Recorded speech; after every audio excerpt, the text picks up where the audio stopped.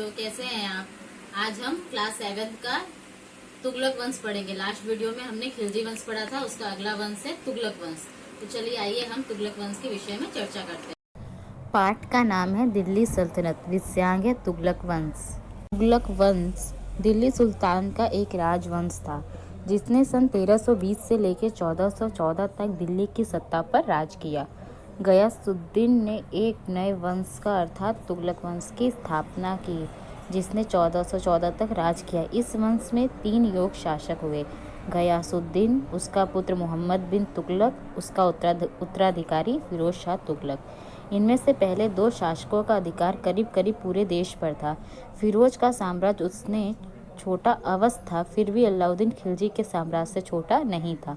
फिरोज की मृत्यु के बाद दिल्ली सल्तनत का विघटन हो गया और उत्तर भारत छोटे छोटे राज्यों में बंट गया।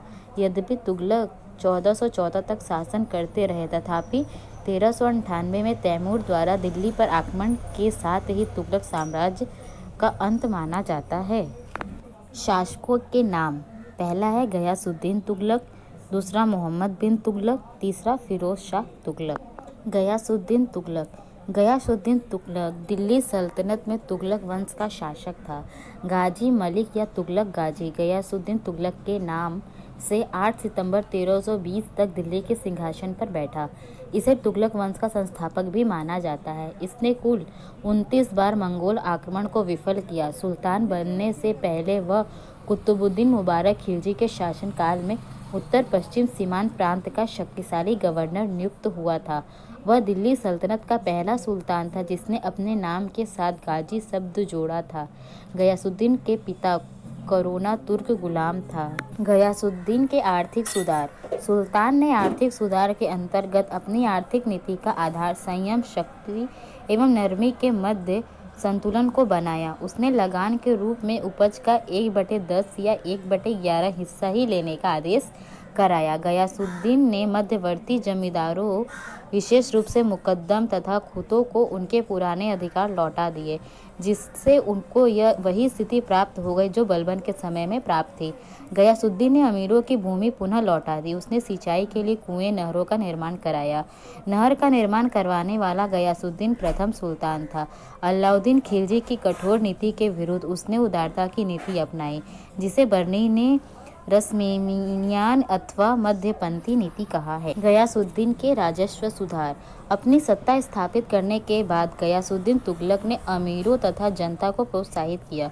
शुद्ध रूप से तुर्की मूल का होने के कारण इस कार्य में उसे कोई विशेष कठिनाई नहीं हुई। गयासुद्दीन ने कृषि को प्रोत्साहन देने के लिए किसानों के हितों की ओर ध्यान दिया।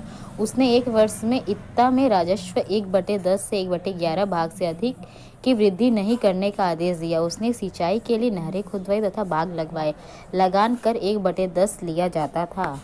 सार्वजनिक कार्य: जनता की सुविधा के लिए अपने शासनकाल में गयासुद्दीन ने किलों, पुलों और नहरों का निर्माण कराया। सल्तनत काल में डाक व्यवस्था को सुदृढ़ करने का श्रेय गयासुद्दीन तुगलक को ही जाता है।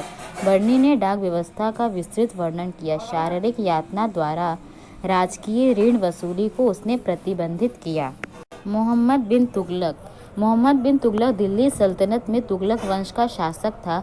गयासुद्दीन तुगलक की मृत्यु के बाद उसका पुत्र जूना खान मोहम्मद बिन तुगलक के नाम से दिल्ली की गद्दी पर बैठा। इसका मूल नाम उलुग खां था। राजा मुंदरी के एक अभिलेख मोहम्मद तुगलक को दुनिया का खान कहा गया है। संभवतः मध्यकालीन सभी सुल्तानों में मोहम्मद तुगलक सर्वाधिक शिक्षित, विद्वान एवं योग्य व्यक्ति था। अपनी सनक भरी योजनाओं, क्रूर कृत्यों एवं दूसरों के सुख दुख के प्रति उपेक्षा का भाव रखने के कारण इसे स्वप्नशील, पागल एवं रक्त पिपासु कहा गया है। बर्नी सर हिंदी, निजामुद्दीन बदायूनी एवं फरिश्ता जैसे इतिहासकारों ने सुल्तान को अधर्मी घोषित किया गया है। मोहम्मद बिन तुगलक की कर वृद्धि: पहला है द्वाब क्षेत्र में कर वृद्धि, राजधानी परिवर्तन, सांकेतिक मुद्रा का प्रचलन, खुरासन एवं कराचील का अभियान आदि। कराचील, कुमायूं की पहाड़ियों का अभियान, ये इसके मुख्य अभियान है जो मोहम्मद बिन तुगलक ने अपने राजस्व के काल में किया था। फिरोज शाह तुगलक दिल्ली सल्तनत में तुगलक वंश का शासक था। फिरोज शाह तुगलक का जन्म 1309 को हुआ था। उसका शासनकाल 1351 से 1388 तक रहा। उसने अपने शासनकाल में ही चांदी के सिक्के चलाए। तुगलक का चचेरा भाई सिहब सलार रजब का पुत्र था। मोहम्मद तुगलक की मृत्यु के बाद 23 मार्च 1351 को फिरोज तुगलक का राज्याभिषेक भट्टा के निकट हुआ।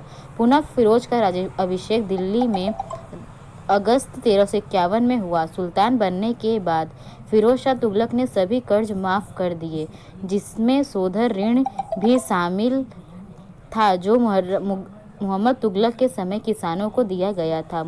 फिरोज शाह कट्टर सुन्नी धर्मान मुस्लिम था। फिरोज शाह की आंशिक सफलताएं। 1360 ईस्वी में सुल्तान फिरोज ने जाजनगर उड़ीसा पर आक्रमण करके वहां के शासक भानुदेव तृतीय को परास्त कर पुरी के जगन्नाथपुरी मंदिर को ध्वस्त किया। 1361 ईस्वी में फिरोज ने नगरकोट पर आक्रमण किया। यहाँ के जामबाबनियों से लड़ती हुई सुल्तान की सेना लगभग 6 महीने तक रन के रेगिस्तान में फंसी रही। कालांतर में जामबाबनियों ने सुल्तान की अधीनता को स्वीकार कर लिया और वार्षिक कर देने के लिए सहमत हो गए। फिरोज की नीति एवं परिणाम। फिरोज के शासनकाल में दासों की संख्या लगभग 1,80,000 पहुंच गई थी। इनकी देखभाल हेतु सुल्तान दीवाने ए बदगान की स्थापना की। कुछ दास प्रांतों में भेजे गए तथा शेष को केंद्र में रखा गया। दासों को नगद वेतन या भूखंड दिए गए। दासों की दस्तकारी का प्रशिक्षण भी दिया गया। सैन्य व्यवस्था के अंतर्गत फिरोज ने सैनिकों को पुनः जागीर के रूप में वेतन देना प्रारंभ कर दिया। उसने सैन्य पदों को वंशानुगत बना दिया। इसमें सैनिकों की योग्यता के जांच पर असर पड़ा। खुम्स का 4/5 भाग फिर से सैनिकों को देने के आदेश दिए गए। कुछ समय बाद उसका भयानक परिणाम सामने आया। तुगलक वंश का पतन में तैमूर द्वारा दिल्ली पर आक्रमण किया गया। इस आक्रमण के साथ ही तुगलक का साम्राज्य का अंत हो गया था। तैमूर के आक्रमण से तथा उत्तराधिकारी के अभाव में यह वंश 1414 में समाप्त हो गया, जिसके बाद सैयद वंश का शासन स्थापित हुआ। आज के वीडियो में हमने तुगलक वंश पढ़ा। इसके विषय में आप विस्तृत जानकारी प्राप्त करके आप नोट्स तैयार कर सकते हैं। अगला वंश हम सैयद वंश पढ़ेंगे, जो कि नेक्स्ट वीडियो में देखते हैं। धन्यवाद।